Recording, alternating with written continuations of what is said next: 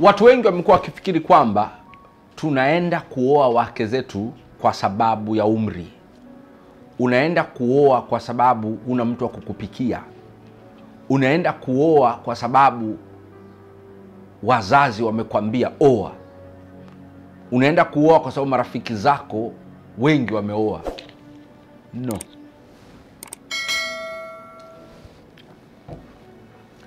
Ukioa kwa sababu hizo utakuwa umekosea. Naomba nikupe topic ya leo ya kuhusu mahusiano, inayosema ukiyaona haya na kushauri usioe.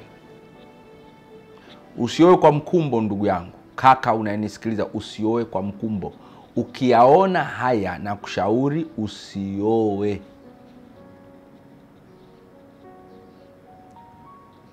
Ukiyaona haya na kushauri ufanye nini?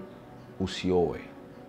Jambo la kwanza, kama hauko tayari kuwa mume, usioe.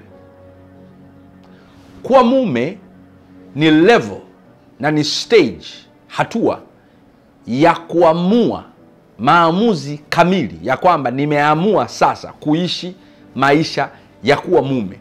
Nimeamua sasa kuishi maisha ya kujali kiumbe kingine cha kike. Kama hauko tayari kujali kiumbe cha kike, kama hauko tayari kupenda kiumbe cha kike ambacho anaitwa mwanamke kwenye maisha yako, usioe. Kaa na wazazi wako, wanakupenda sana, kaa nao tu. Usio. If you're not ready to be a husband, don't you ever get married. La pili, kama hauko tayari kuwa baba, usioe.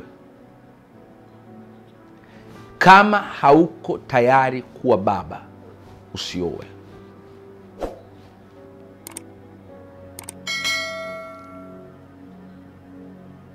Naomba nikwambie, usioe kama hauko tayari kujali familia yako.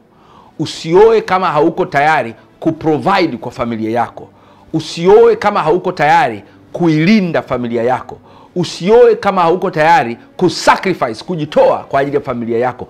Usioe kama hauko tayari. Kaa na wazazi wako nyumbani, ruhusu wakujali, wakulinde wewe. Wewe hauko tayari. Jambo la tatu, kama hauko tayari kupevuka, kama haujapevuka kiakili, sio kimwili, kiakili. Maana ya mwili inakuja by default, kiakili inakuja kwa maamuzi na machaguzi. Kama hauko tayari kukua, if you're not ready to be matured, mental maturity yako bado haijawa vizuri, usioe. Kwa sababu nimekutana watu wengi waliofanikiwa, wamelea watoto wao kipumbavu. Watoto wamekuwa kimwili, wameshindwa kukua kihisia na kimaturity. Wakafikiri kwamba jawabu ni kuwafanya waoe. Wamejikuta wanatunza watoto wao wa kiume walio malezi, mambulula.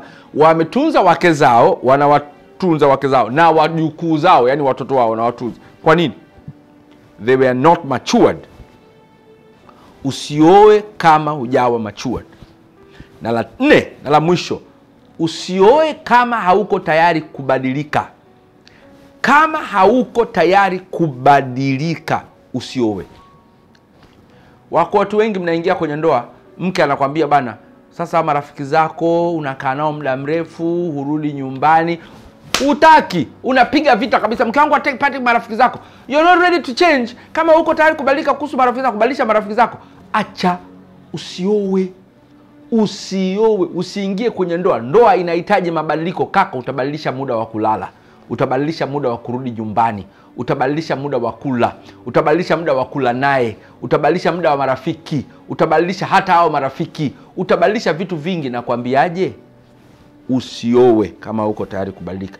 Tafuta topic yangu, nimezungumza kuhusu kama unataka kutoboa kwenye maisha, unahitaji utayari wa, nimekupa utayari wa aina 4 pale. Mmoja wapo ni wa kubadilika. Tafuta ile video, itakusaidia sana. Itakusaidia sana. Andika Chris Mauki kutoboa maishani au kutoboa kwenye maisha au mabadiliko, itakuletea video hiyo. Kama umeona vitu hivi 4, usioe. Na kuambiaje? Fanya kazi, nunua gari lako, fanya biashara yako, fungua biashara yako, kaa kwako mwenyewe au kwa wazazi wako, usijiingize kwenye kuoa. Ndoa itakushinda. Naitwa Chris Mauki.